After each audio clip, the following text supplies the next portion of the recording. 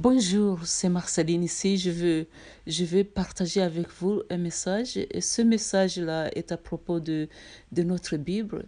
Je vais partager avec vous la summary, le résumé de l'Ancien et du Nouveau Testament. Et je vous remercie beaucoup de trouver le temps de participer à ce message. Et je prie que notre Seigneur Dieu, que notre Esprit Saint nous guide et nous montre le chemin et nous éclaircit et nous donne le courage d'écouter toute la message puisque on va parler du début jusqu'à la fin de la Bible. Maintenant, nous demandons notre Seigneur Jésus de nous guider et de l'Esprit Saint de nous éclaircir et de nous montrer comment on peut comprendre ce qui est dans ce livre-là. Merci Seigneur. Et je vous remercie aussi pour le temps que vous allez prendre d'écouter et de suivre en résumé qu'est-ce qu'il y a dans notre livre, la Bible. La Bible protestante est divisée en deux parties, Ancien Testament et Nouveau Testament. L'Ancien Testament a compris 39 livres répartis en quatre sections. Nous avons 5 livres de lois, 12 livres d'histoire, 5 livres de poèmes et 17 livres de prophéties. Le Nouveau Testament compte 27 livres répartis en deux grands groupes, 4 évangiles et 23 livres et lettres. Alors, l'Ancien Testament. Nous avons 5 livres qui ont été écrits par Moïse. Les 5 livres-là parlent de la loi. Dieu avait une relation particulière avec la nation d'Israël et il leur a fait des promesses, comme il dit que toutes les autres nations adorent tous les autres dieux et que la nation d'Israël doit être exclusivement fidèle. Dieu leur a donné et Dieu leur a dit que s'il lui reste royal, alors il veillera sur eux, il les protégera et il les rendra grands. On va commencer par la première de 5 livres, et celle-ci, c'est la Genèse. Le but de ce livre est de montrer comment les choses ont commencé.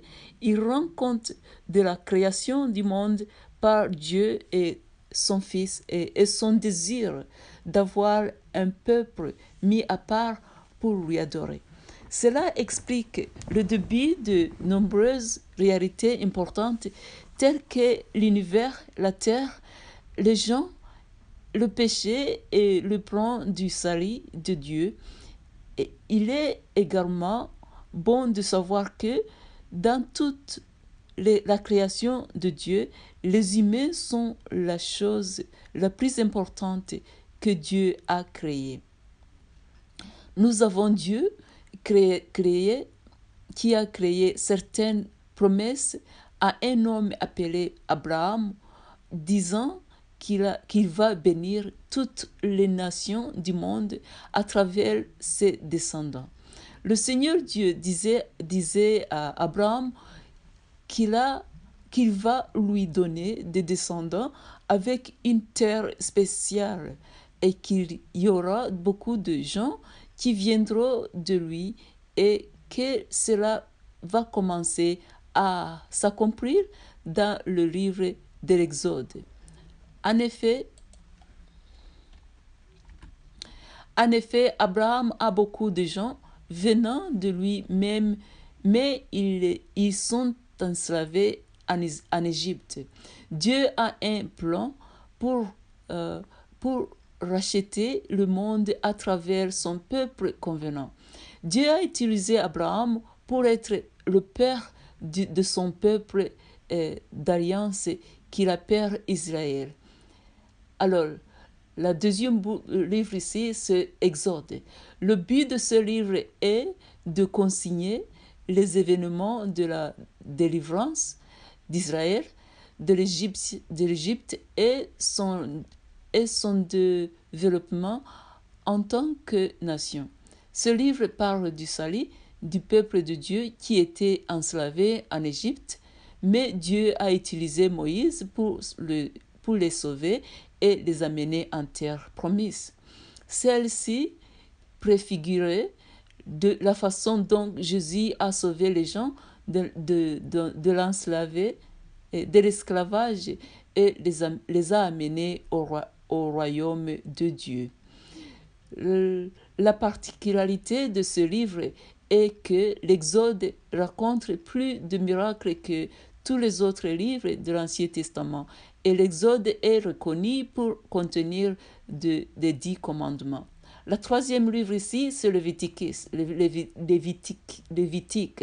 Le but de ce livre est d'être Emmanuel pour les prières et les Lévites, décrivant leur devoir dans le culte et un guide de vie saint pour les Hébreux. Dieu envoie un prophète nommé Moïse pour conduire le peuple d'Israël hors d'Égypte. Moïse les amène sur une montagne où ils ont conclu une alliance avec Dieu. C'est là que Dieu dit que je serai votre Dieu et que vous serez mon peuple. Ils restent royaux envers Dieu, c'est-à-dire ils observent cette loi, les choses seront bonnes, et s'ils ne respectent pas cette loi, les choses ne seront pas bonnes du tout. Le livre lévitique offre certaines particularités de ce que signifie être le peuple de Dieu, car Dieu est saint, il est très puissant. Donc, si les gens veulent entretenir une relation étroite avec Dieu, ils doivent être saints et sanctifiés en tant que le peuple de Dieu. Ce livre contient beaucoup de rituels et cérémonies, et le but de tous est de permettre au peuple de Dieu d'être saint. Lévitique 26, verset 26. Lévitique chapitre 20, verset 26 nous montre en détail ce qu'on a dit là-bas. La sainteté est la particularité de ce livre, car elle est mentionnée plus souvent, 152 fois, que dans tout autre livre de la Bible. Le troisième livre, c'est le Nombre. Le but de ce livre est de raconter comment Israël s'est préparé à entrer dans la terre promise, comment ils ont péché et ont été punis, et comment ils se sont préparés à réessayer. Moïse l'a appelé nombreux parce qu'il compte tout le peuple de Dieu au début de ce livre et à la fin, car beaucoup de gens sont morts entre les deux événements. Ce livre nous raconte comment le peuple de Dieu n'est pas immédiatement arrivé à destination. Au lieu de cela, ils se promènent autour du désert pendant 40 ans avant d'entrer dans leur terre promise. Pendant ce temps, ils ont dû faire face à de nombreux défis et punitions. L'autre livre là, le cinquième livre, c'est Deutéronomie. Le but de ce livre est de rappeler aux gens ce que Dieu avait et de les encourager à lui consacrer à nouveau leur vie. Avant d'entrer dans la terre promise, Moïse leur fait un grand discours. C'est-à-dire, c'est à travers le livre de Deutéronomie ou le livre de la deuxième loi que Moïse dit au peuple de Dieu qu'ils vont entrer en terre promise et qu'ils doivent rester l'avocat de Dieu. En tant que deuxième génération, ils devaient se souvenir de la loi et du fait que Dieu a promis des bénédictions s'ils sont fidèles à l'alliance et des malédictions s'ils n'y sont pas fidèles. Moïse leur donne ces alliances, mais meurt malheureusement avant d'entrer en terre promise. Les 5 premiers livres sont appelés Torah et ou Pentateuque, puisque ce sont les livres de Moïse. Livre d'histoire. On a fini les 5 premiers livres. Maintenant, on va 5 premiers livres qui parlent de la loi. Maintenant, on va regarder au livre d'histoire. Ces livres racontent comment cette relation se déroule et comment elle ne s'est pas bien passée. Cette section, y compris le livre de Josué, Juge et Ruth, et il est considéré comme une ère pré-royale. Alors, on va regarder au livre de Josué. Le but de ce livre est de raconter l'histoire de la conquête de la terre, de la terre promise par Moïse. Josué a écrit ce livre à l'exception de la fin de ce livre qui peut avoir été écrit par le grand prêtre Phinéas. Josué était le bras droit de Moïse. Après la mort de Moïse, Josué a conduit le peuple de Dieu vers la terre promise. Ils l'ont occupée et y ont établi leur résidence. La particularité de ce livre est que sur le plus d'1 million de personnes, seulement Josué et Caleb étaient capables d'avoir quitté l'Égypte et entré dans la terre promise. L'autre livre là, c'est le Juge. Le but de ce livre est de montrer qu'il y a le jugement de Dieu contre le Père et le pardon du péché et qu'il y a la restauration des relations avec ceux qui se repentent. L'auteur est peut-être Samuel. Il y avait un certain nombre de personnes qui ne respectaient pas la loi. Le peuple de Dieu a oublié son Dieu et son alliance avec lui. Mais quand il souffrait, il se tournait vers lui et il leur faisait à nouveau prospérer. La particularité de ce livre est qu'il a enregistré la première guerre civile d'Israël. Le troisième livre est le livre de Ruth. Le but de ce livre est de montrer comment 3 personnes sont restées fortes de caractère et fidèles à Dieu, même lorsque la société qui les entourait s'effondrait. L'auteur est inconnu. Nous avons Naomi, qui est la belle-fille de Ruth, qui n'était pas israélite, mais a décidé d'adhérer à la loi de l'alliance et rester fidèle à sa belle-mère. Ruth a rencontré Boaz dans son champ alors qu'elle cherchait de la nourriture. Grâce au conseil de Naomi, Ruth s'est mariée à Boaz et a fondé une nouvelle famille avec lui. Il donne naissance à Obed et à Jesse, le père de David, qui est l'ancêtre de Jésus. Ruth devient l'ancêtre d'un homme nommé David que nous lirons dans le livre de Samuel.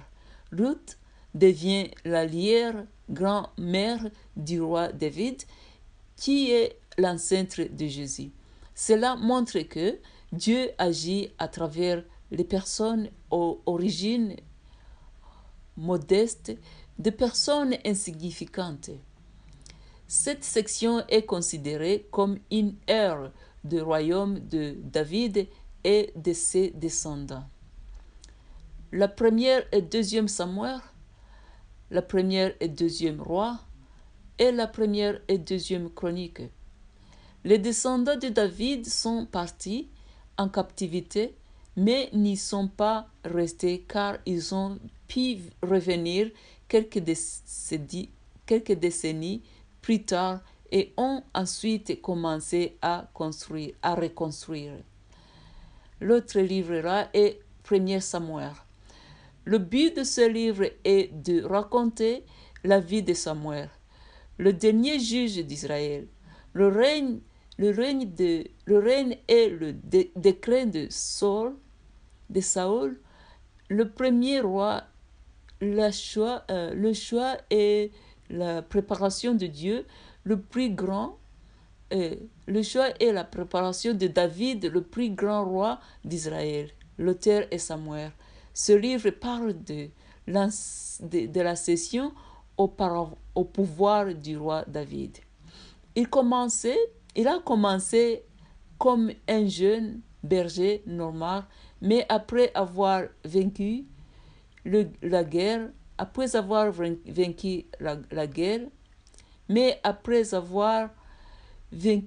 le guerrier géant Goliath, tout le monde voit David comme un héros plutôt que comme l'actuel roi Saoul, et cela rend Saoul vraiment jaloux. On lit ça dans 1 Samuel chapitre 18 verset 7. Deuxième Samuel.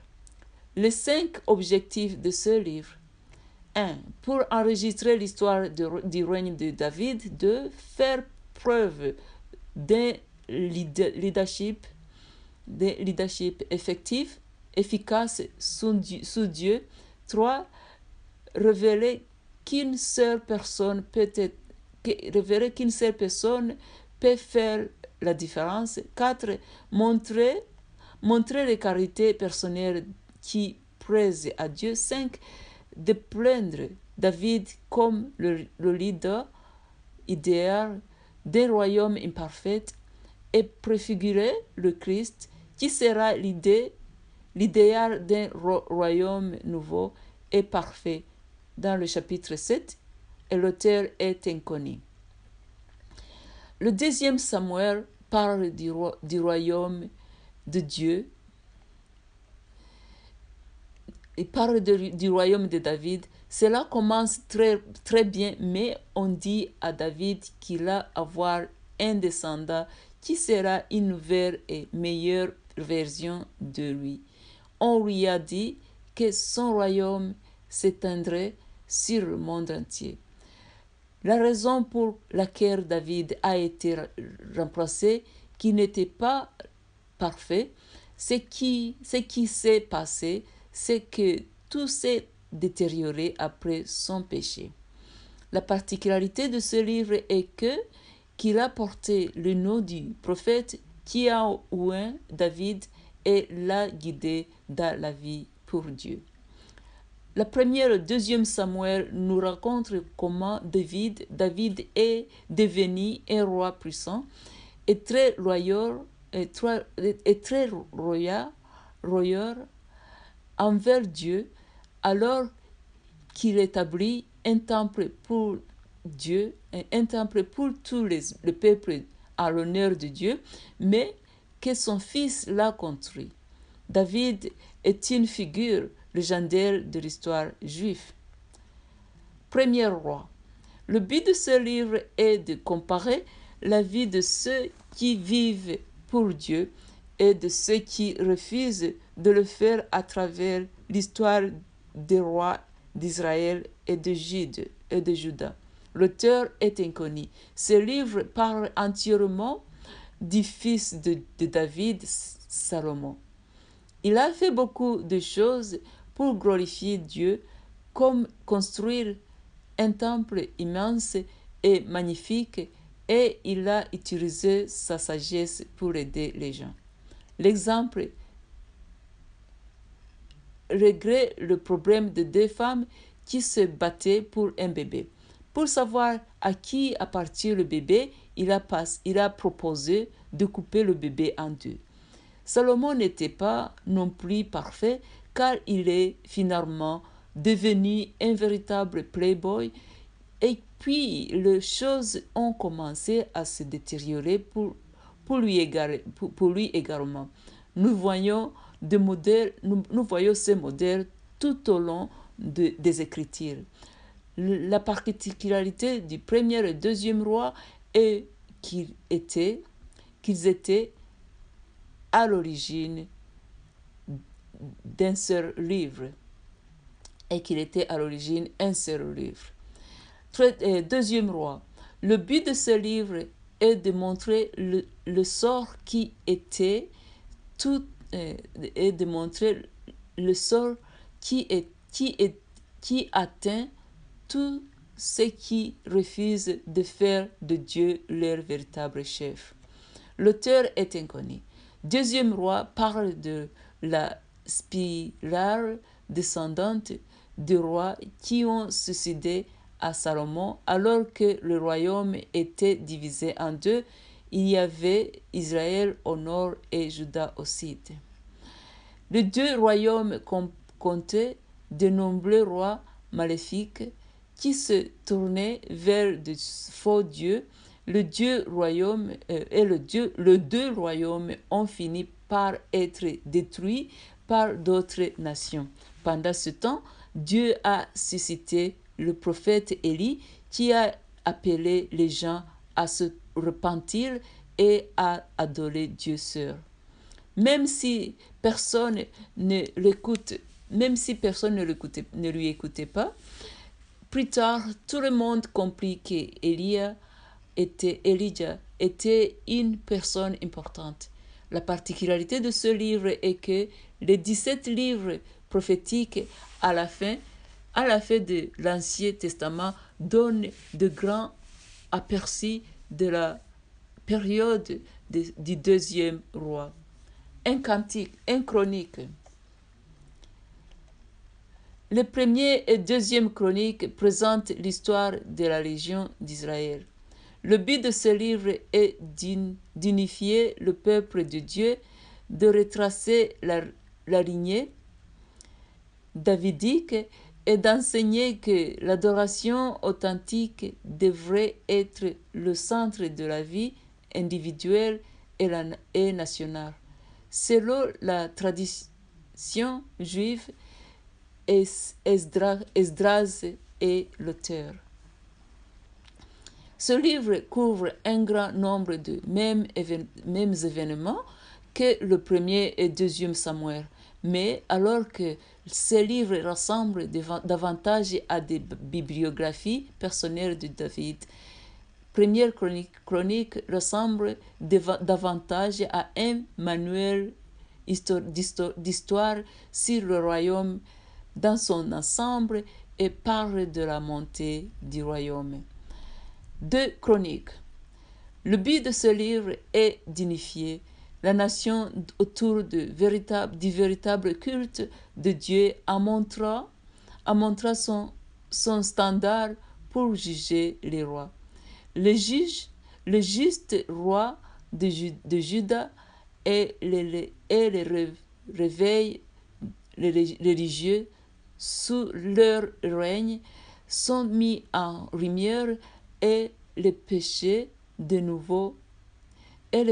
mauvais rois sont exposés. L'auteur est Ezra. Selon la tradition, ce livre est similaire, sauf qu'il parle de la chute du royaume en exil babylonien, s'il concentre moins sur les péchés personnels du roi est le péché personnel du roi est plus sur les péchés correctifs du royaume, mais quelque chose à garder à l'esprit. C'est que même si tout s'est effondré au fil du temps, de nombreuses réformes ont été faites en cours de route, même lorsque le temps était utilisé pour servir d'autres dieux. Les gens n'y abandonnent pas. De nombreux prophètes tentèrent écouter de réformer le temple. Ce livre se termine vraiment sur une note déprimante, mais il nous prépare au gemme caché qui est Ezra. Le thème des premiers et deuxièmes rois et chroniques raconte l'histoire de David. La question est la suivante. Comment ce royaume s'est-il déroulé? Pas bien après la mort de David. La même histoire se reproduit. Tout a commencé à s'effondrer à la mort de David et les choses ont également commencé à évoluer en Israël. Les gens de divers pays abandonnent la loi. Ils n'étaient plus fidèles à Dieu et ils ont été emmenés en captivité. La particularité de ce livre est qu'il comprend un compte rendu détaillé de la construction du temple. Cette section est considérée comme post-exil et le livre qui compose cela est le livre de Ezra, Néhémie et Esther. Le premier livre, Ezra. Le but de ce livre est de montrer la fidélité de Dieu et la manière dont il a tenu sa promesse de restaurer son peuple dans son pays. L'auteur est probablement Esdras et Néhémie. Dans ce livre, nous lisons comment le peuple revenu d'exil reconstruise le temps, mais ce n'était plus aussi bon qu'avant. Il n'y avait plus la présence de Dieu comme avant. La particularité de ce livre est que Esdras et Néhémie forment un seul livre. Ils forment un seul livre dans la Bible hébraïque et qu'avec Esdras, ils sont constitués les livres historiques post-captivité. Les livres prophétiques sont post-captivité. Les livres prophétiques post-captivité sont Aggi, Zacharie et Malachi. Aggi et Zacharie devraient être étudiés avec Esdras car ils ont prophétisé pendant la première de la construction. Pendant la période de la construction. L'autre livre là est Néhémie. Le but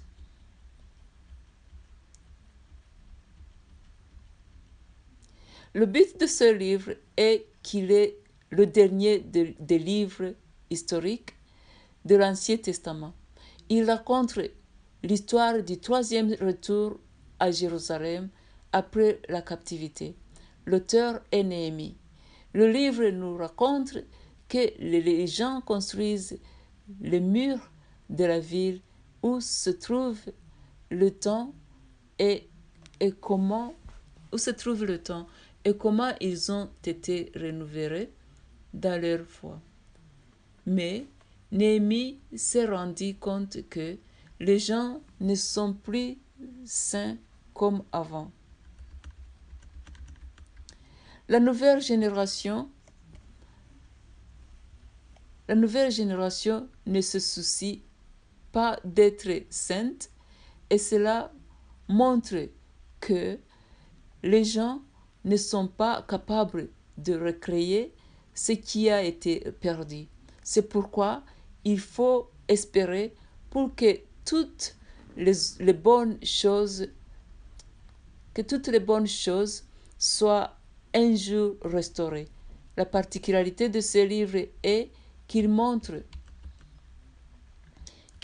l'accomplissement des prophéties de Zacharie et Daniel concernant la reconstruction des murs de Jérusalem. L'autre livre-là, c'est Esther. Le but de ce livre est de montrer la souveraineté de Dieu et son attention aimante pour son peuple. L'auteur est inconnu. C'est vraiment une histoire intéressante sur un complot visant à tuer tout le peuple de Dieu, mais grâce au plan de Dieu pour les Juifs, Esther, devenue reine, elle a pu sauver son peuple. C'était une femme courageuse qui a sauvé tous les Juifs d'un génocide. Le peuple juif célèbre encore aujourd'hui. Il célèbre encore aujourd'hui cette histoire en mangeant des triangles, en se demandant pourquoi Dieu permet le mal. La particularité de ce livre est que Esther est l'un de deux seuls livres portant le nom de femme. L'autre livre est Ruth. C'est un livre inhabituel car il ne mentionne pas Dieu par son nom. Mais la présence de Dieu est claire puisque nous pouvons le voir tout au long de l'histoire. Les 5 livres de poésie contiennent beaucoup de littérature, d'adoration et de sagesse. Il y a aussi des sages qui explorent les problèmes qui explorent des problèmes et différents aspects du monde. Ces livres sont Job, Psaumes, Proverbes, Ecclésiastes, Cantiques des Cantiques. Alors, on va regarder le premier livre, c'est le livre de... On va regarder le premier livre de poésie, celui-ci est le livre de Job. Le but de ce livre est de montrer la souveraineté de Dieu et le sens de la vraie foi. Le but de ce livre est de démontrer la souveraineté de Dieu et le sens de la vraie foi. Il répond à la question pourquoi les juges souffrent-ils? Pourquoi les justes souffrent-ils? L'auteur est inconnu. Dans ce livre, nous avons une bonne personne à qui beaucoup de mauvaises choses lui arrivaient. C'est un long poème sur pourquoi Dieu permet que des choses terribles arrivent aux hommes, aux bonnes personnes. Cela se termine par une question: pourquoi Dieu permet-il le mal? Pourquoi Dieu permet-il le mal? Ce livre offre une réponse partielle. Si nous recevons seulement les bonnes choses de Dieu, alors nous aimons Dieu seulement pour les bonnes choses que nous recevons de lui. Dieu permet que des choses mauvaises se produisent dans nos vies, mais si nous aimons Dieu à travers les choses mauvaises, alors Dieu va les investir, Dieu va les inverser pour notre rédemption. Pour notre rédemption. La particularité de ce livre est que Job est le premier des livres poétiques de la Bible hébraïque. Certains présentent que ce livre fut le premier de la Bible à être écrit. Le livre nous donne un aperçu de l'œuvre de l'œuvre de Satan. L'autre livre, nous allons voir, c'est le psaume. Le but de ce livre est de fournir de la poésie pour l'expression de la louange et de la confession à Dieu.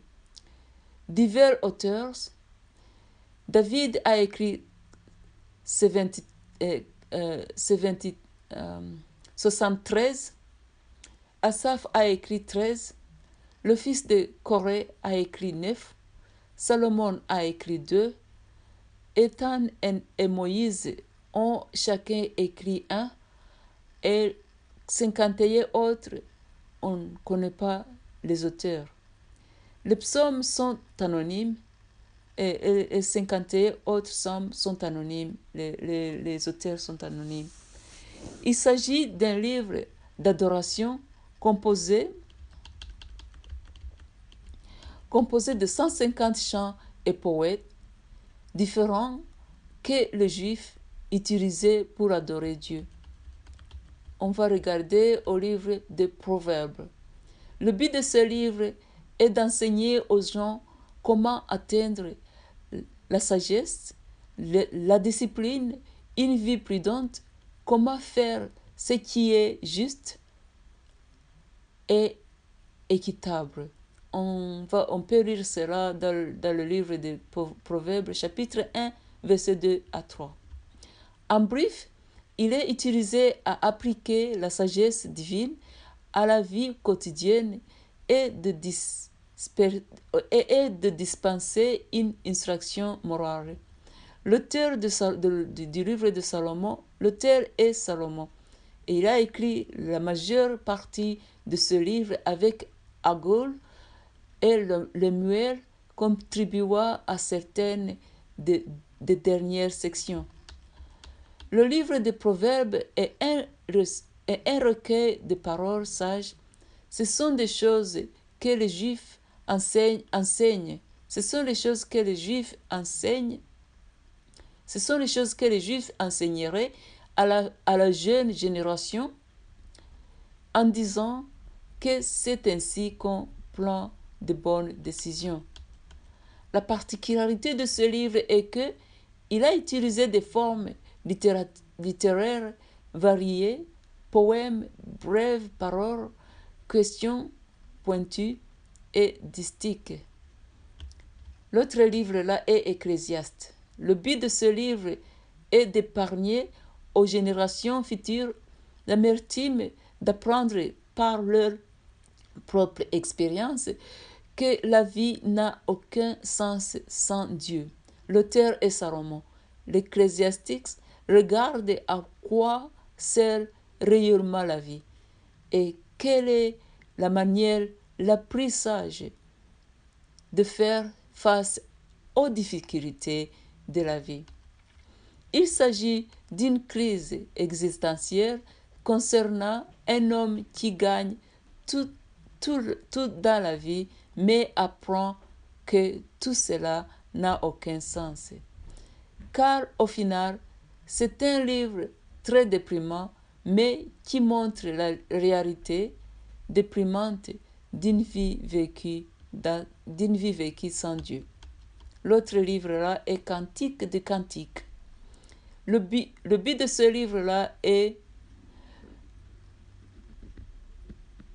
Le but de ce livre parle de la mort, de l'amour entre des époux, entre un époux, le roi Salomon, et son épouse, pour affirmer le caractère sacré du mariage et décrire l'amour de Dieu pour son peuple. Et l'auteur là est Salomon.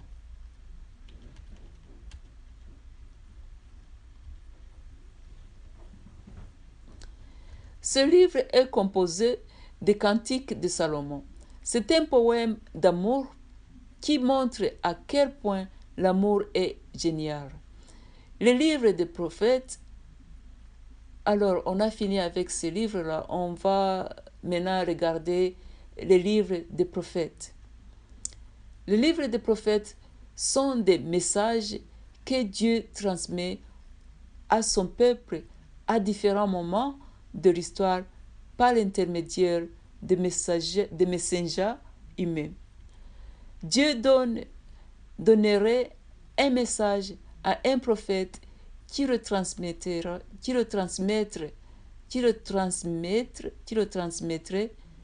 aux personnes désignées.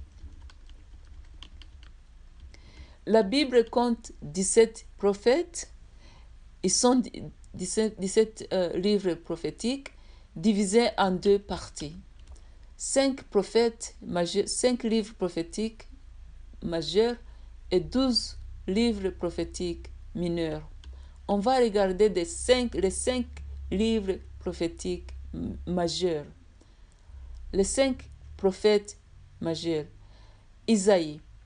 Le but de ce livre est de rappeler la nation de Juda à Dieu et de lui parler du salut de Dieu par le Messie. L'auteur est Isaïe. Ce livre traite du jugement de Dieu et du réconfort qui atteint le peuple d'Israël. Il s'agit d'un microcosme de toute la Bible. Il est généralement divisé en chapitres, du chapitre 1 à chapitre 39, et puis du chapitre 40 à chapitre 66, tout comme la Bible est divisée en deux parties. Ancien Testament, nous avons le livre numéro 1 jusqu'au livre 39, et le Nouveau Testament, nous avons le livre 40 jusqu'à 66. Je sais que les chapitres et les versets ont été ajoutés plus tard, mais ils sont toujours dans un modèle intéressant. La plupart des gens ne le savent pas. En réalité, le livre d'Isaïe est comme une mini-Bible. C'est un livre intéressant car il contient la plupart des prophéties sur Jésus. Il contient le texte le plus prophétique de tous les autres livres de la Bible. Les 39 premiers chapitres concernent le jugement et les 27 autres livres concernent l'espoir. Tout comme l'Ancien Testament est associé à la loi et le Nouveau Testament est associé à l'Évangile. La particularité de ce livre est qu'il contient à la fois de la prose et de la poésie. Il utilise également la personnification, je mets entre parenthèses, attribuer des qualités personnelles et des êtres moteurs ou à des objets inanimés. De nombreux prophètes de ce livre contiennent des prédications qui prédisent un événement sur le point de se produire et un événement futur lointain et lointain en même temps. Alors on va au livre de Jérémie. Le but de ce livre-là est d'exhorter le peuple de Dieu à se détourner de ses péchés et à revenir à Dieu. L'auteur est Jérémie.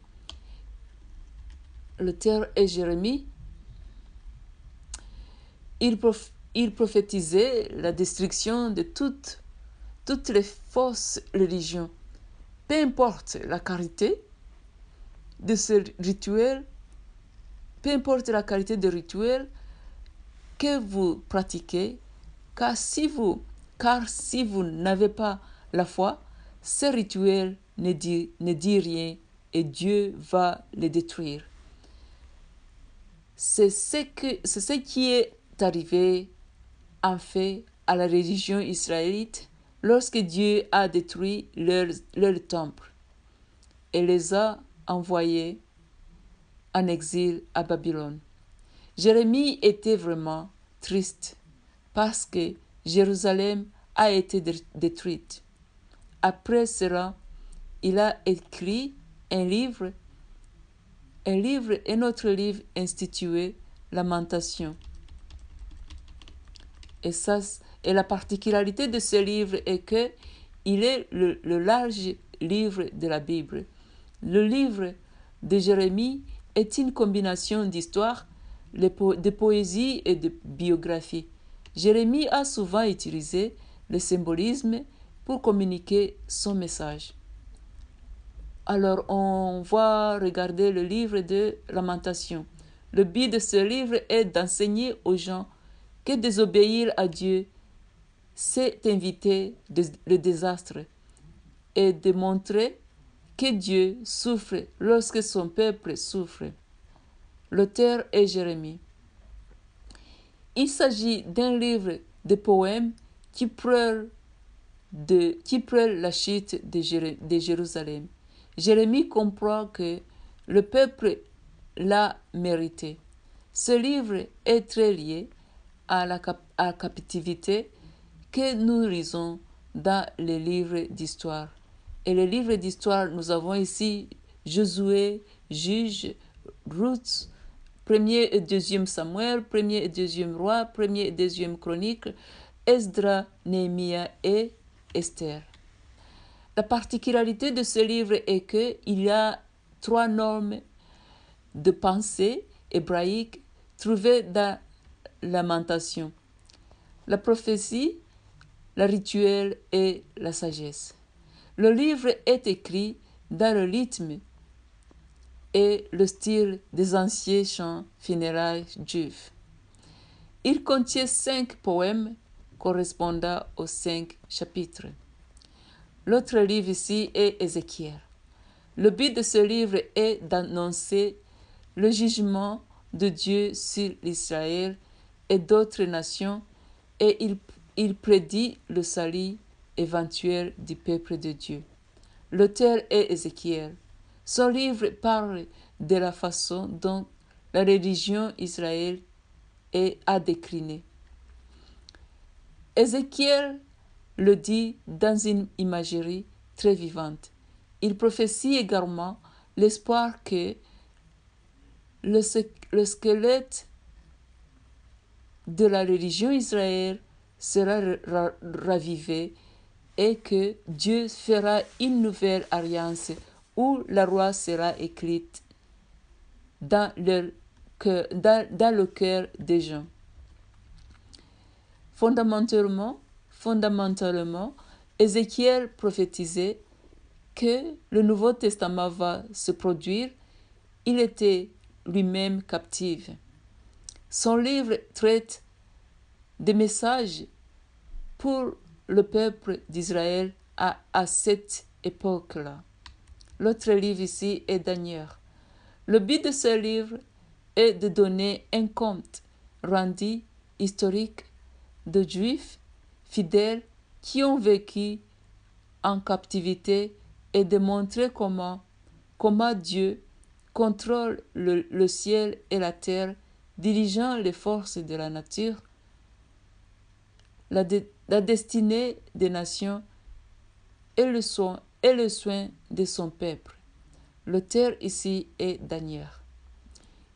Il fait la même chose qu'Ézéchiel. Même Daniel le fait en termes plus royaume. Il prophétisait que Dieu va créer un royaume éternel qui survivra à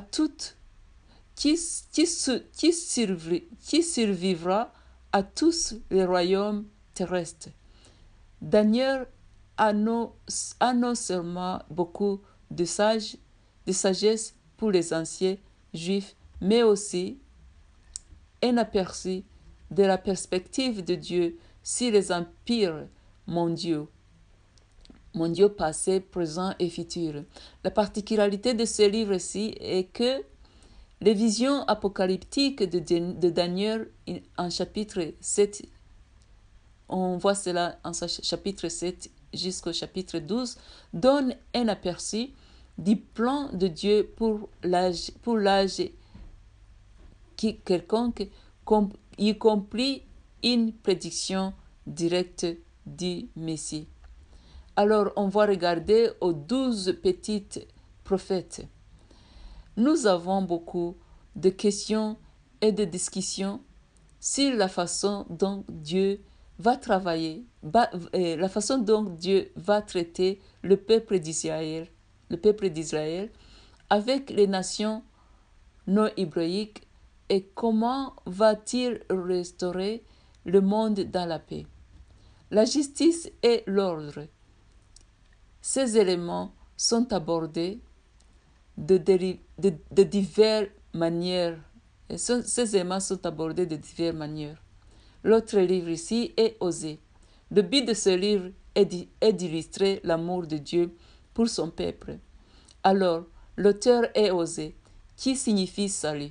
Ce livre raconte comment le peuple de Dieu sont menteurs et il les compare à une femme infidèle.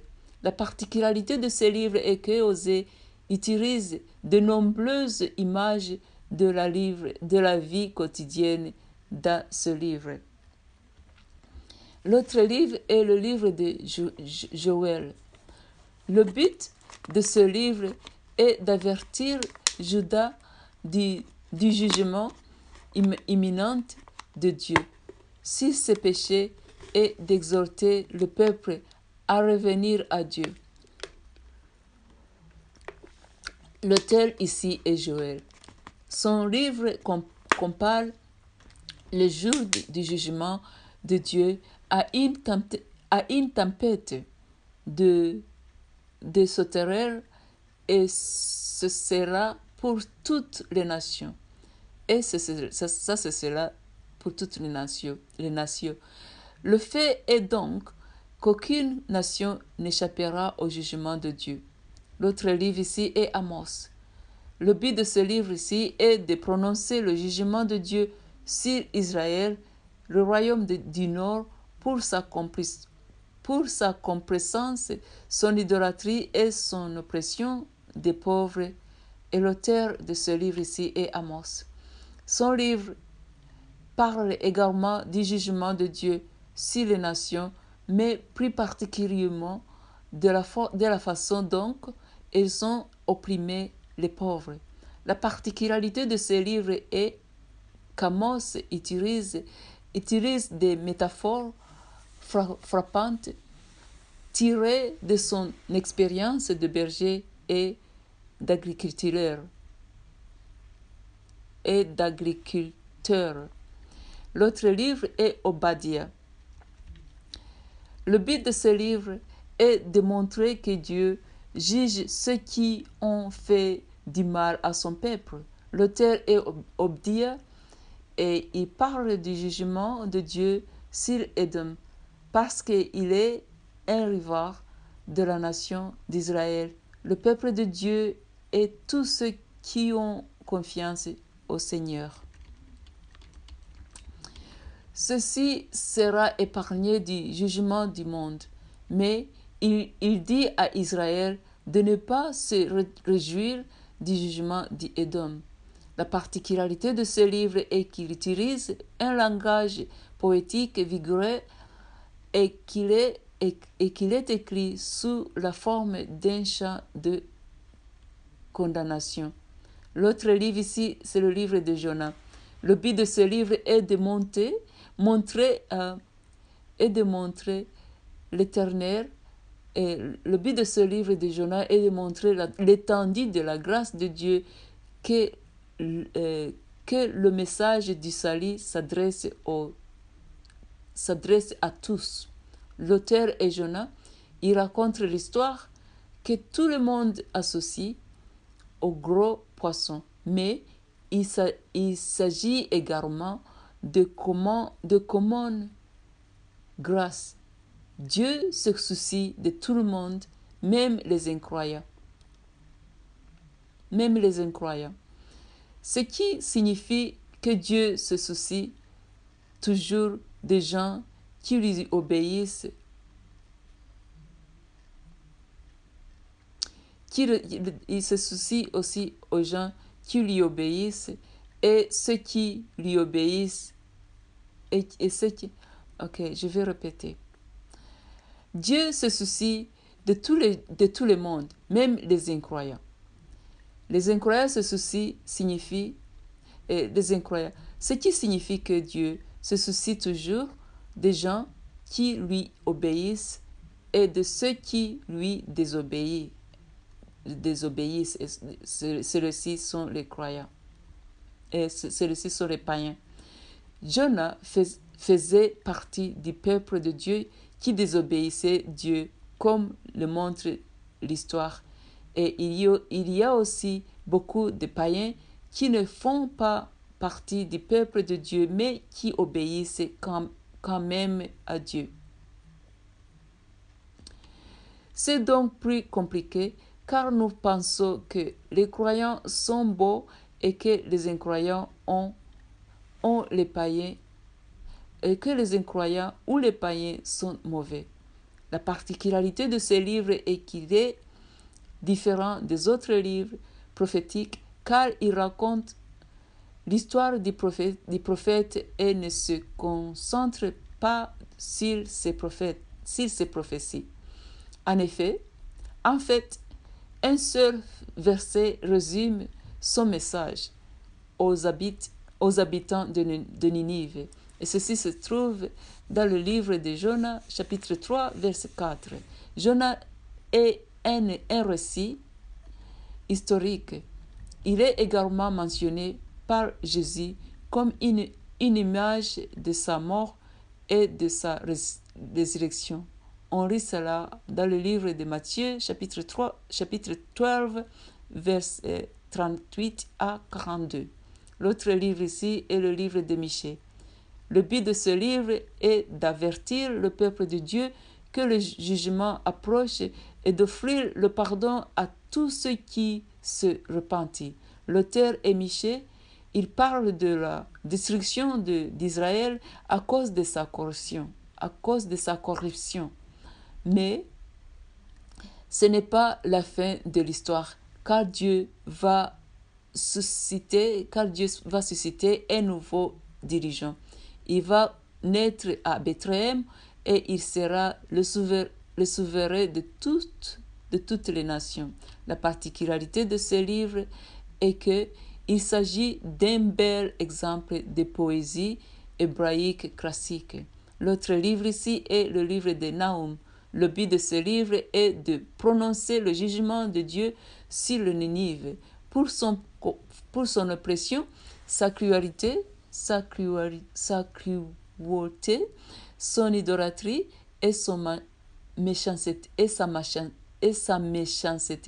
L'auteur est Nahum. Il montre que Dieu est libre d'utiliser n'importe qui à ses fins. Le livre se termine par la destruction de Ninive. L'autre livre ici est le livre de Habakkuk. Et le but de ce livre est de montrer que Dieu contrôle toujours le monde malgré le triomphe apparent du mal. L'auteur est Habakkuk. Il a écrit comme un appel à Dieu pour qu'il détruise tout le monde.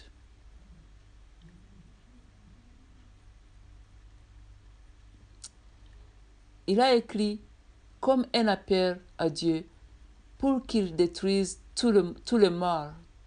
Il détruise tout le mal. Pourquoi Dieu ne détruit-il pas le mal? Et la réponse est que il le fera. Soyez juste patients, puisque notre temps n'est pas le temps de Dieu. L'autre livre ici, c'est le livre de Sophie. Le but de ce livre est que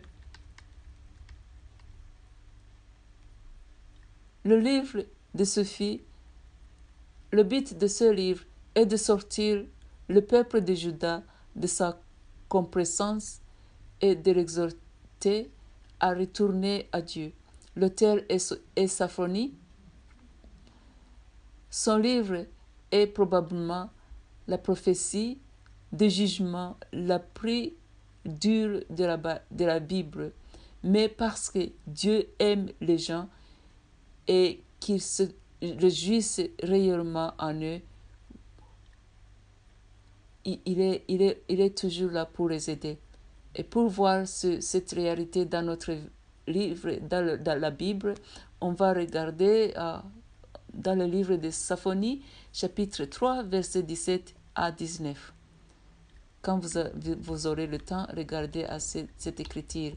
L'autre livre ici est Agis. Le but de ce livre est d'appeler les gens, appeler le peuple des gens, à appeler le peuple à achever la reconstruction du temple. L'auteur est Agis. Il a écrit que Dieu va rendre le temple à nouveau, que Dieu va rendre le temple à nouveau grand un jour, mais comment va-t-il faire cela maintenant? La particularité de ce livre est qu'Agis était le premier des prophètes post-exiliques. Les deux autres étaient Zacharie et Malachi. Le style littéral de ce livre est simple et aussi direct. L'autre livre ici est Zacharie. Le but de ce livre est de donner de l'espoir au peuple de Dieu en révélant la délivrance future de Dieu à travers le Messie. L'auteur de ce livre est Zacharie. Il nous explique où cela devient réel. Dieu vient et cela implique que Dieu va vivre parmi son peuple. Le livre dans son ensemble enseigne la souveraineté de Dieu dans l'histoire sur les peuples et les nations passées, présentes et futures. Certains versets intéressants du livre disent que le Seigneur va l'envoyer vivre parmi son peuple. Alors, si vous voulez lire, ceci se trouve dans le livre de Zacharie, chapitre 2, versets 10 à 11. La particularité de ce livre est que c'est le prix apocalyptique et messianique de tous les prophètes mineurs. L'autre livre ici, c'est Malachi. Le but de ce livre est de confronter les gens à leurs péchés et de restaurer leur relation avec Dieu. L'auteur est Malachi.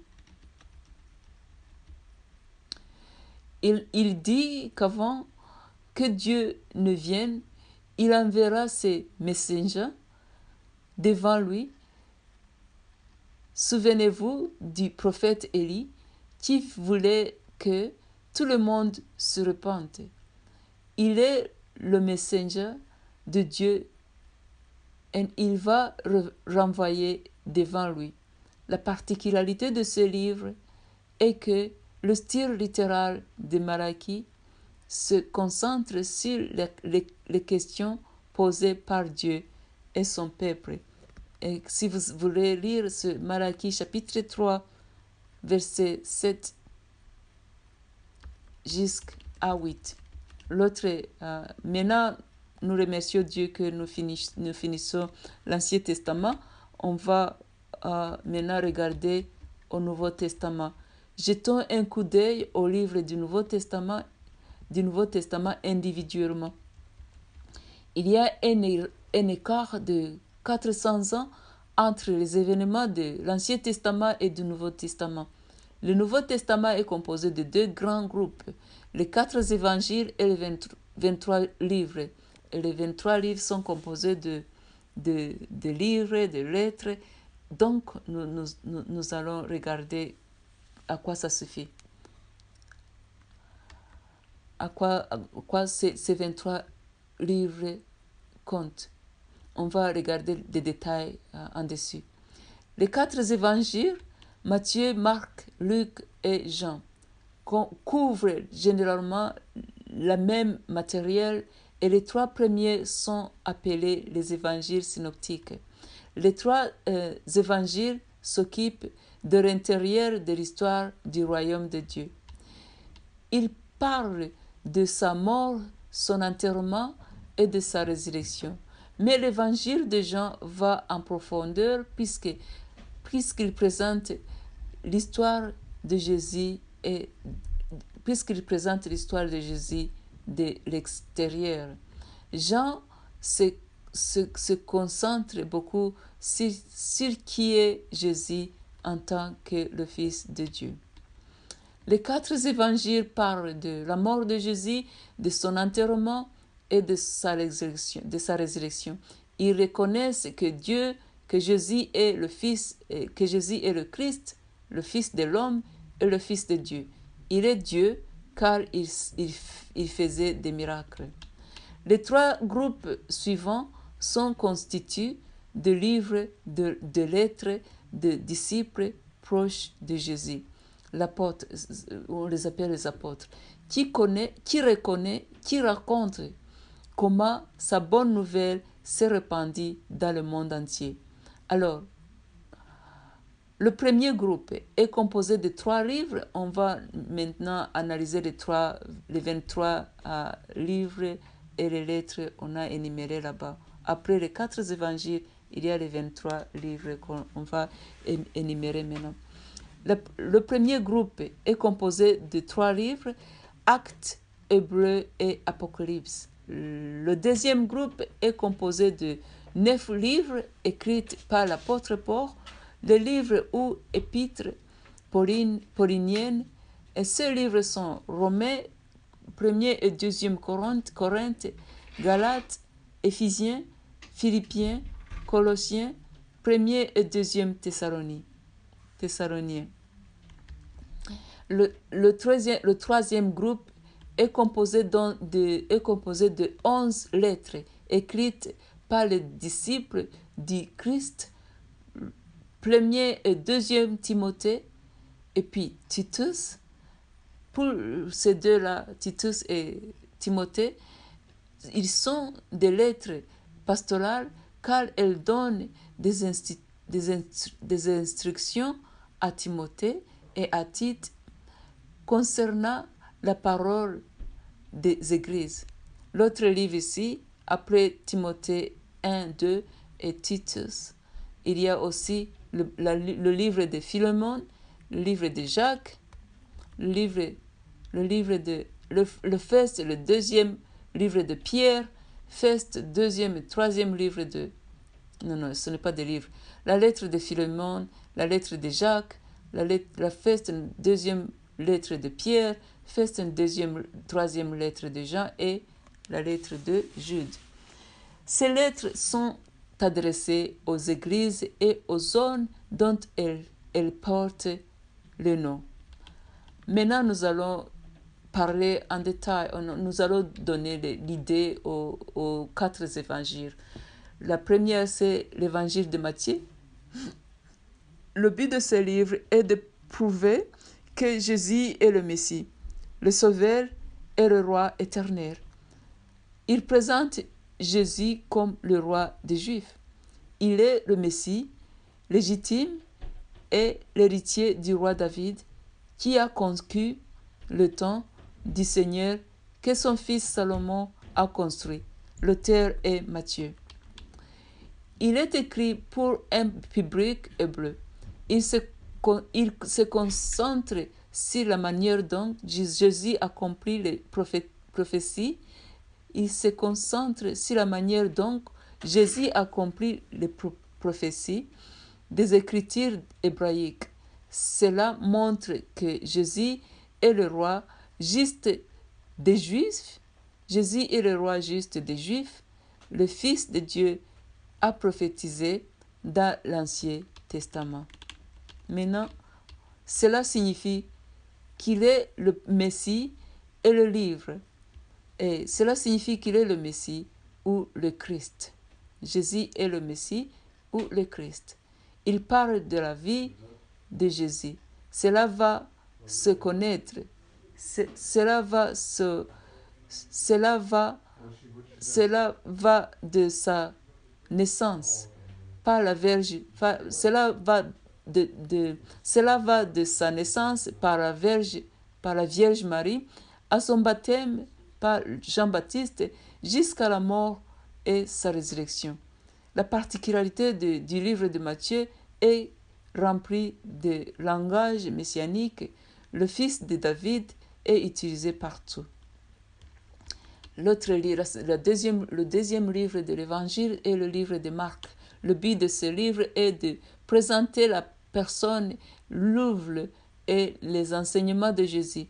Le livre présente Jésus comme un serviteur souffrant, le serviteur de tous, qui entre et souffre au nom de son peuple. Le livre de Marc est l'évangile le plus court. L'auteur est John Mark et la particularité de ce livre est que ce livre est La particularité de ce livre est que Marc était probablement le premier évangile écrit. Ce livre présente Jésus comme un super-héros qui fait le miracle. Il enregistre plus de miracles que n'importe quel autre évangile. La vie, la mort et la résurrection de Jésus construit le début de la prédication apostolique dans les actes et la continuation. Le troisième évangile est Luc. Le livre de Luc a le but de ce livre est de présenter un récit précis de la vie du Christ et de présenter le Christ comme l'humain et le sauveur parfait. L'auteur est Luc et il a écrit 2 livres dans le Nouveau Testament, et ça c'est Luc et l'Acte des Apôtres. Le livre de Luc est très instructif car il parle de ce que Jésus a fait et de ce qu'il a dit. Cet évangile se concentre sur la façon dont Jésus est le sauveur de toutes les nations, pas seulement des Juifs.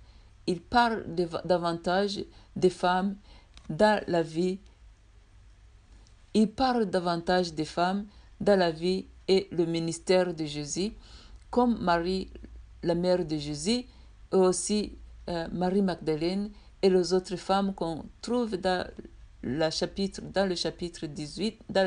8 du livre de Luc. La particularité de ce livre est qu'il est le plus complet des évangiles. Le vocabulaire général et la dictée montre que l'auteur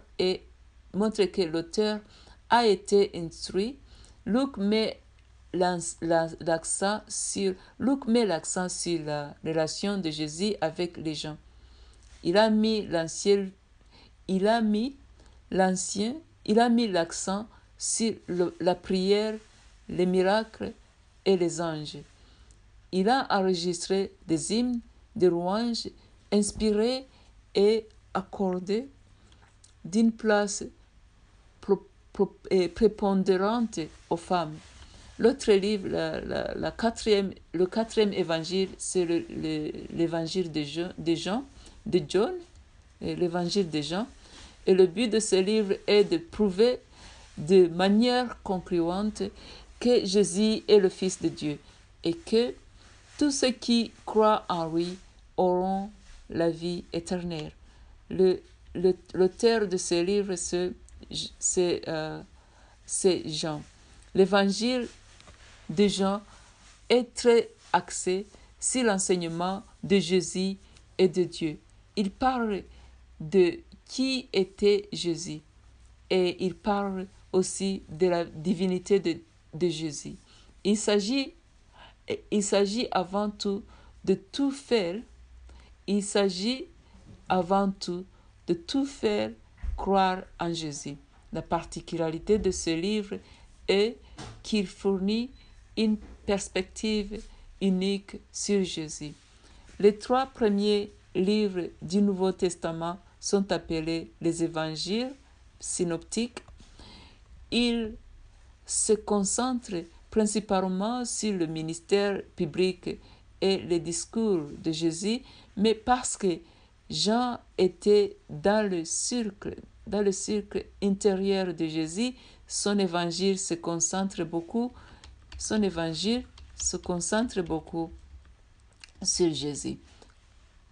La conversation privée qui signifie que les choses s'approfondissent.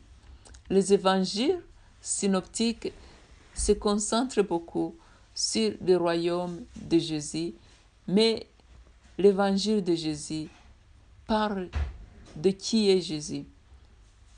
Tous les évangiles reconnaissent que Jésus est Dieu, mais Jean approfondit ce que cela signifie. Tous les évangiles parlent de Jésus accomplissant des miracles, de sa vie, de sa mort et de sa résurrection. Mais l'évangile de Jean ne contient pas de généalogie, ni aucun récit de la naissance, de l'enfance, de la tentation, de la transfiguration, de la nomination des disciples de Jésus, nos parables de Jésus ou son ascension, pas non plus de sa grande commission. Maintenant, on va voir le livre d'Actes des apôtres. Le but de ce livre est de donner un récit précis de la naissance et de la naissance et de la croissance de l'Église chrétienne. L'auteur de ce livre est Luc. Ceci est la deuxième partie de son écriture. Il raconte l'histoire de ce qui s'est passé après l'Évangile. Juste après que Jésus soit monté au ciel, les disciples étaient à Jérusalem et le Saint-Esprit est venu sur eux et leur a donné le pouvoir de fonder l'Église, puisque l'Église s'est propagée de Jérusalem à de nombreux autres endroits. L'apôtre Paul prêchait activement à toutes les nations, non seulement aux Juifs, mais aussi aux gentils. Il a écrit de nombreuses lettres. La particularité de ce livre est qu'il s'agit d'une continuation de l'évangile de Luc parce que les actes se terminent d'une manière si inattendue. Voyons ce que certains disciples de Jésus ont écrit. Tous racontent l'histoire de la façon dont la bonne nouvelle de Jésus s'est répandue à travers le monde. Alors nous allons voir les lettres. Ces lettres se répartissent en quelques groupes majeurs. Les 13 premières lettres sont appelées les épîtres pauliniennes. Ces livres sont Romains, le 1er et 2e Corinthiens, Galatiens, Éphésiens, Philippiens, Colossiens, 1er et 2e Thessaloniens, 1er et 2e Timothée, Titus et Philémon. Elles sont écrites par l'apôtre Paul.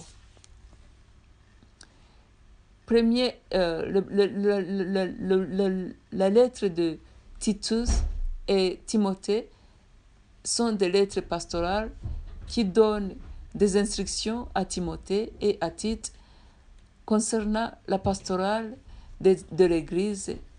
Les premières grandes lettres sont adressées aux églises de certaines régions et portent le nom des régions à laquelle elles sont adressées. Par exemple, la lettre de Romains, la lettre des Corinthiens. Maintenant, on va regarder aux lettres. On commence par on commence par Romains. Le but de ce livre est de présenter Paul aux Romains. Le but de ce livre est de présenter Paul aux Romains et de donner un échantillon de son message avant son arrivée à Rome. L'auteur de ce livre est Paul et parle de ce qu'est évangile. Paul parle de ce qu'est évangile et de son fonctionnement lorsqu'il écrit aux Romains.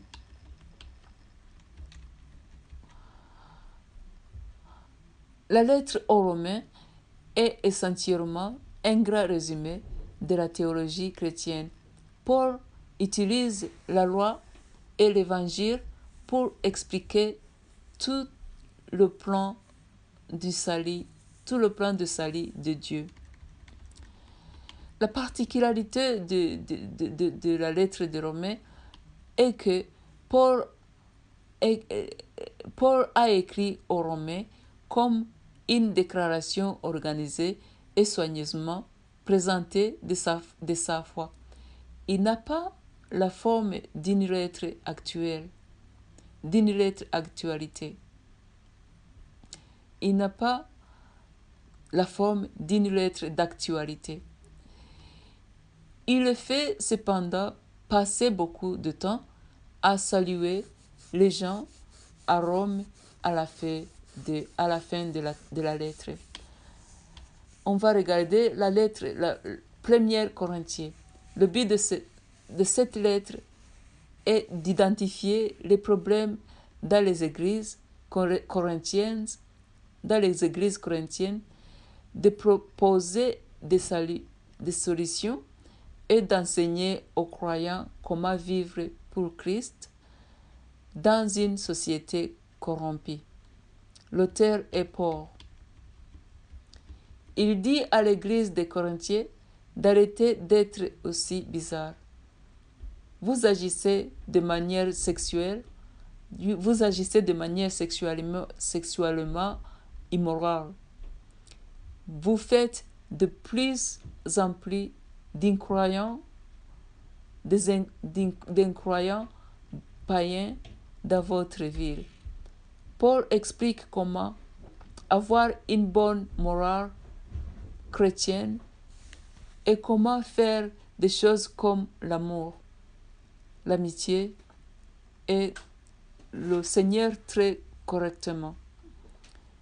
La particularité de cette lettre est qu'il s'agit d'une livre, une lettre forte et directe. L'autre lettre ici est 2 Corinthiens. Le but de cette lettre est de confirmer le ministère de Paul et de défendre son autorité d'apôtre et de refuser les faux enseignements de Corinthe. L'auteur est Paul. Lorsqu'il écrit au 2 Corinthiens, il répond aux questions qu'ils ont et aux problèmes qu'il a avec eux. Ensuite, l'apôtre Paul félicite les églises de Corinthiens pour être améliorées depuis qu'ils ont reçu sa première lettre, mais il se demande ensuite pourquoi ils étaient toujours persécutés, s'ils se sont améliorés, et Paul leur assure que ce n'est pas parce que Dieu est mécontent ou parce que Dieu est contre eux. La particularité de cet livre est qu'il s'agit d'une lettre intensement personnelle et autobiographique. L'autre lettre ici est Galatiens. Le but de cette lettre est de réfuter le judaïsme qui enseigne que les croyants païens doivent suivre la loi juive pour être sauvés et d'appeler les chrétiens à la foi et à la liberté en chrétien et à la liberté en Christ. L'auteur est Paul. Il a écrit sur le fonctionnement de l'Évangile, en particulier comment la bonne nouvelle de Jésus s'applique-t-elle aux personnes qui n'étaient pas juives, qui n'avaient pas cette histoire de relation avec Dieu. Paul a dit aux églises de Galate d'arrêter de pécher un faux évangile, car certains d'entre eux disent aux gens qu'ils devaient être juifs pour devenir chrétiens. Et si vous voulez lire quelque chose à propos de cela, regardez aux lettres de Galates, chapitre 3, verset 28. La particularité de cette lettre est qu'elle n'est adressée à aucun groupe spécifique de croyants. Il a probablement été diffusé dans plusieurs églises de Galates. L'autre lettre ici est Éphésiens, et le but de cette lettre est de fortifier les croyants d'Éphèse dans leur foi, dans leur chrétienne, et de fortifier les croyants d'Éphèse dans leur foi chrétienne en expliquant la nature et le but de l'Église, le corps du Christ, dans la vie de l'Église et le corps du Christ. L'auteur ici est Paul. Il parle de l'Église et de ce qu'à quoi elle devrait respecter, de ce qu'à quoi elle devrait ressembler d'une manière digne de Jésus. Paul a écrit dans la lettre aux Éphésiens comment les relations chrétiennes sont censées fonctionner. L'autre lettre ici, c'est la lettre de Philippiens. Le but de cette lettre est de remercier les Philippiens pour le don qu'ils ont envoyé à Paul et de fortifier leurs croyants en leur montrant que la vraie joie vient de Jésus-Christ seul. L'auteur est Paul. Il a écrit quand il était en prison, et il parle beaucoup de joie et de souffrance. Si vous voulez lire ceci, on retrouve dans Philippe, chapitre 4, verset 8. L'autre lettre ici, c'est Colossiens. Le but de cette lettre est de combattre les erreurs dans l'Église et de montrer que les croyants ont tout ce dont ils ont besoin en Christ. L'auteur est Paul.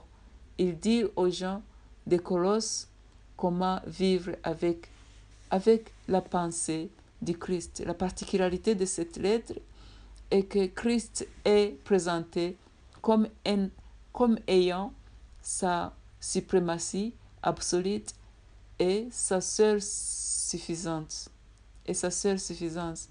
Colossiens présente des similarités avec Éphésiens, probablement parce qu'il a été écrit à peu près à la même époque, mais il a une emphase différente. L'autre lettre ici, c'est un Thessalonien. Le but de cette lettre est de renforcer les chrétiens thessaloniens dans leur foi et de leur donner l'assurance du retour du Christ. L'auteur est Paul. Il parle de la deuxième venue du Christ. Nous devons toujours être prêts, car cela peut arriver à tout moment. Cela pourrait même arriver maintenant. On peut lire ceci dans 1 Thessaloniciens, chapitre 4, verset 13. Alors, quand Jésus va revenir, il va descendre sur terre et nous allons le rencontrer au milieu des airs et puis descendre avec lui comme un parade. La particularité de ce livre est que Paul a reçu de Timothée, un rapport favorable sur les Thessaloniciens. Cependant, Paul a écrit ce livre pour corriger leurs idées fausses sur la résurrection et la seconde venue du Christ. L'autre lettre ici est de Thessaloniens. Le but de cette lettre est de dissiper la confusion concernant la seconde venue du Christ. L'auteur et Paul, il parle du retour de Jésus et de la façon de vivre d'une manière qui anticipe la venue de Jésus. La lettre dit également que la seconde venue de Jésus concerne le jour du jugement dernier. Tous les ennemis du Christ seront jetés dans la destruction éternelle. La particularité de cette lettre est que Paul indique divers événements qui doivent précéder la deuxième venue du Christ. L'autre lettre ici, c'est 1 Timothée. Le but de cette lettre est de donner des encouragements et des instructions à Timothée, un jeune leader. L'auteur est Paul. Il a écrit des instructions sur la façon de diriger une église. Il a inclus des choses comme comment choisir un beau pasteur, à quoi ressemble une bonne conduite et comment dénoncer les faux enseignants. La particularité de cette lettre est qu'il s'agit d'une lettre personnelle et d'une manière d'administration et de la discipline de l'Église. Et des manières d'administration et de disciples de l'Église. L'autre lettre, c'est 2 Timothée, et le but de cette lettre est de donner des instructions finales et des encouragements à Timothée, pasteur de l'église d'Éphèse. L'auteur est Paul. Il a écrit à un chef d'église appelé Timothée pour lui donner des instructions sur la façon de gérer une église de manière ordonnée et spécifiquement en mettant l'accent sur la prédication sur la prédication de la Bible.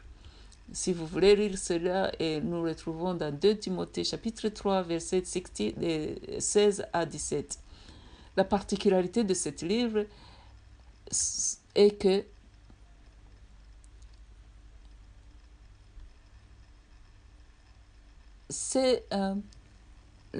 celle-ci est la dernière lettre de Paul. Elle relève son cœur et ses priorités. Saine doctrine, foi inébranlable,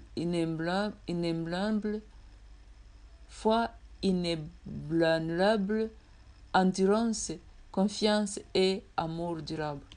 L'autre lettre ici, c'est la lettre de Titus.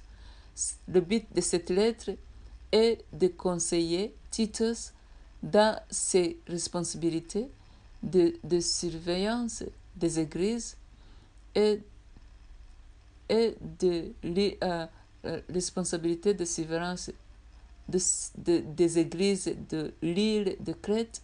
L'auteur de ce livre est Paul. L'auteur de cette lettre, c'est Paul plutôt.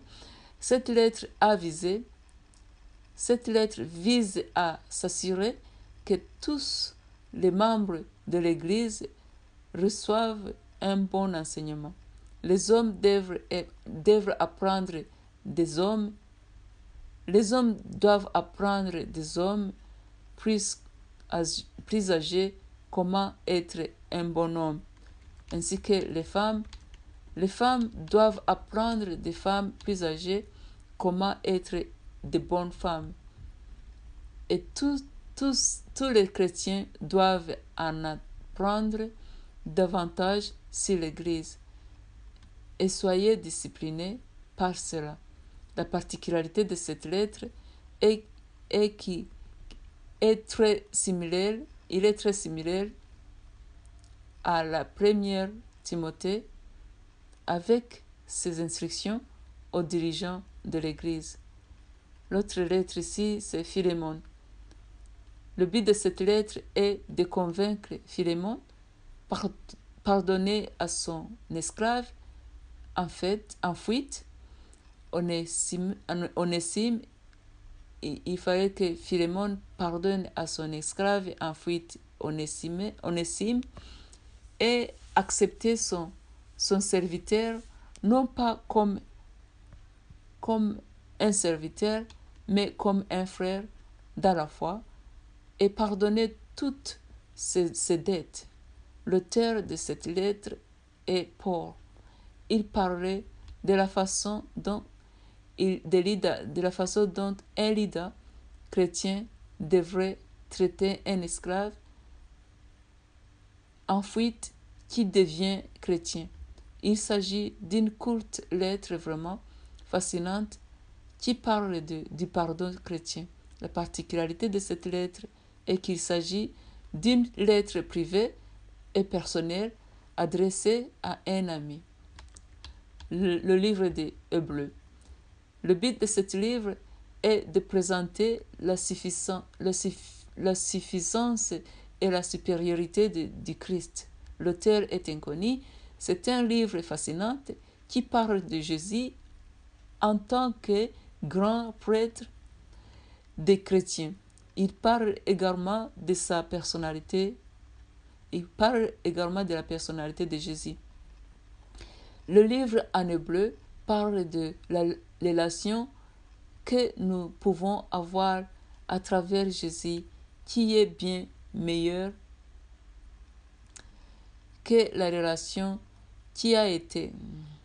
Le livre en hébreu parle de la relation que nous pouvons avoir à travers Jésus, qui est bien meilleure que la relation qui a été rendue possible par la loi que nous lisons à travers les 5 premiers livres de la Bible, le Torah. Ce livre connecte l'Ancien Testament et le Nouveau Testament. Souvenez-vous du livre de Lévitique et de toutes les cérémonies et les rituels Quel était le but de cela?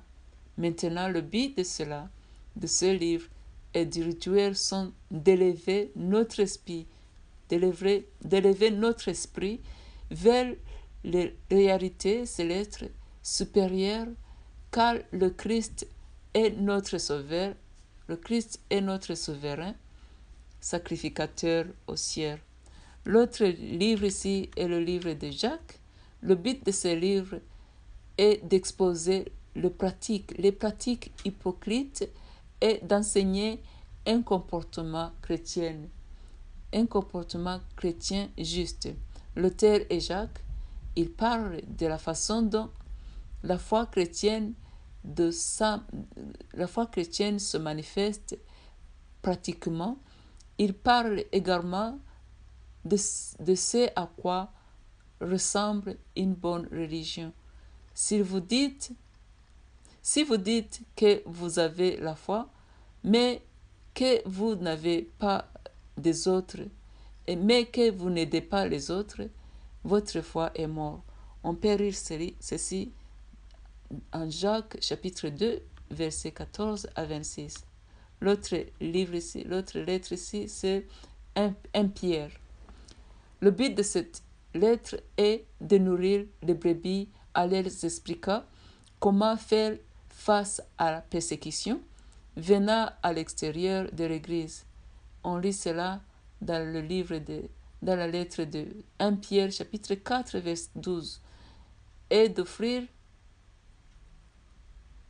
d'offrir des encouragements aux chrétiens qui souffrent. L'auteur est Pierre. Il parle de la manière dont un chrétien devrait agir dans la société. Si vous êtes chrétien, vous devriez pouvoir expliquer pourquoi ils doivent toujours bien se comporter en société. Un chrétien doit toujours bien comporter en société. Donc, s'ils ont des ennemis, cela ne devrait pas être. Et donc, s'il a des ennemis, cela ne devrait être que parce qu'ils sont chrétiens. Ce n'est pas qu'ils ont. Ce n'est pas qu'ils se comportent mal. S'il a des ennemis, c'est pourquoi. S'il a des ennemis, c'est le fait qu'il est chrétien. Mais ce n'est pas qu'il se comporte mal. Alors, en général, les bons chrétiens doivent mener une bonne vie pour impressionner les incroyants. Ils devraient leur être respectueux. La particularité de cette lettre, Pierre a utilisé plusieurs images qui lui étaient très spéciales puisque Jésus les avait utilisées lorsqu'il avait révélé certaines vérités à Pierre. L'autre lettre ici, c'est 2 Pierre. Le but de cette lettre est d'avertir les chrétiens contre les faux enseignements et de les exhorter à grandir dans leur foi et dans la connaissance du Christ. L'auteur est Pierre. Il parle de la souffrance que les chrétiens vivent dans le monde. Il parle de la souffrance que les chrétiens vivent dans le monde et de la gloire qui viendra au retour de Jésus. 2 Pierre est écrite pour rappeler aux gens d'être royaux envers Jésus et de se souvenir de ses enseignements et de sa vérité. La particularité de cette lettre est que 2 Pierre était le dernier livre admis dans le canon des Écritures du Nouveau Testament. Il existe également des similarités entre 2 Pierre, chapitre 2, et Jude, chapitre 4, verset 18. L'autre lettre, on va regarder à 3 lettres de Jean. Jean 1 Jean, le but de cette lettre est de rassurer les chrétiens dans leur foi et de contrer de rassurer les chrétiens dans leur foi et de contrer la foi enseignement et de contrer les faux enseignements. L'auteur est Jean. Cette lettre explique pourquoi l'amour est si important pour que Dieu. Pourquoi l'amour est si important? C'est parce que Dieu est l'amour. La particularité de cette lettre est que Jean est l'apôtre de l'amour et l'amour est mentionné tout au long de cette lettre. Il y a beaucoup de similarités entre cette lettre et l'évangile de Jean. La 2 Jean, ça c'est l'autre lettre. Le but de cette lettre est de souligner le principe fondamental de la salut du Christ, vérité, amour,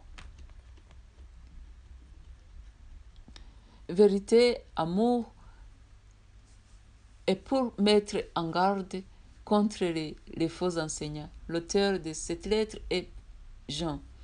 C'est une petite lettre de l'Ancien Testament. Il a été écrit pour inciter au discernement dans le soutien aux enseignants itinérants, dans le soutien aux enseignants itinérants.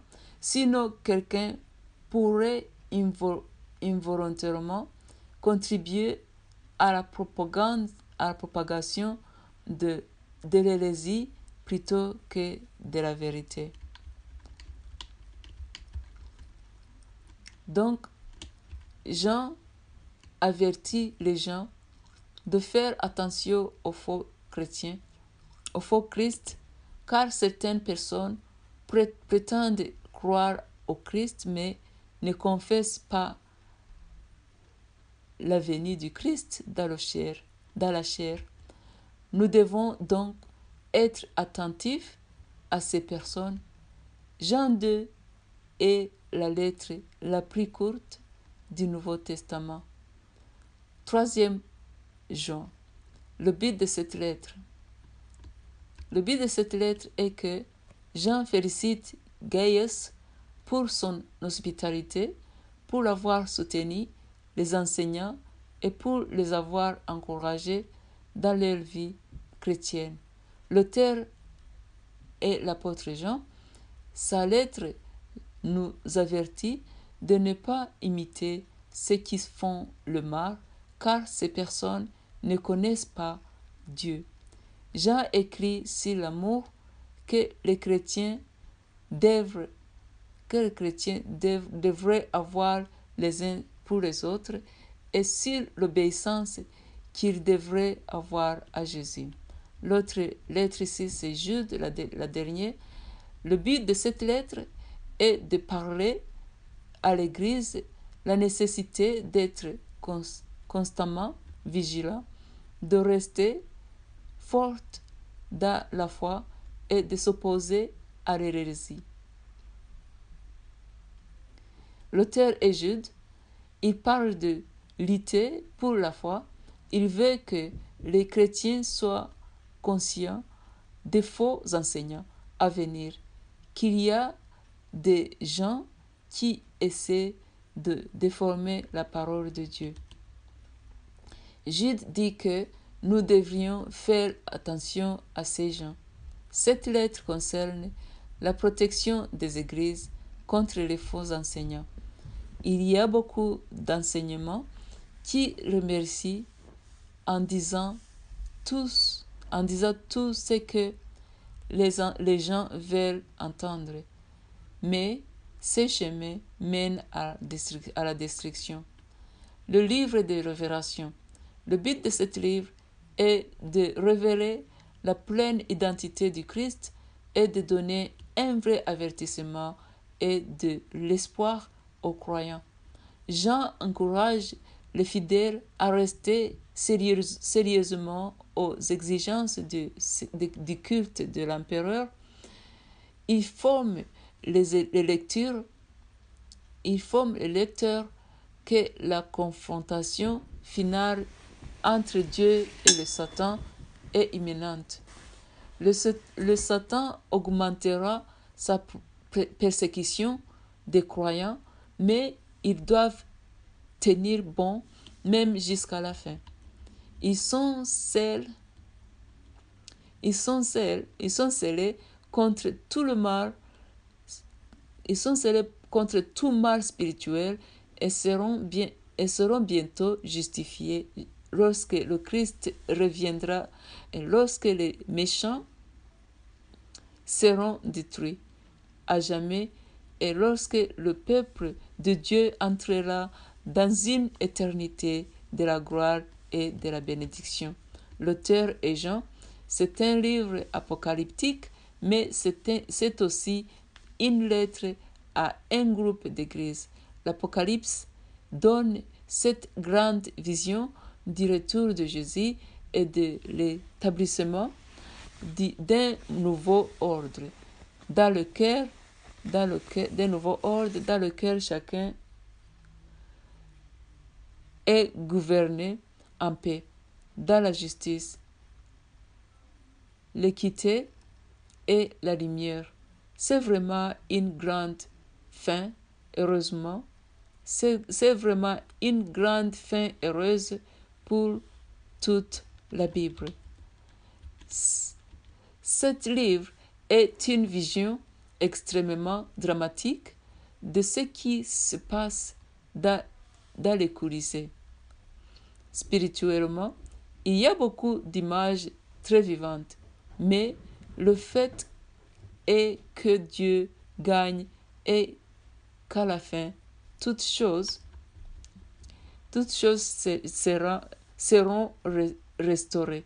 Dieu fera toutes choses nouvelles et nous allons vivre dans un monde racheté pour toujours et à jamais.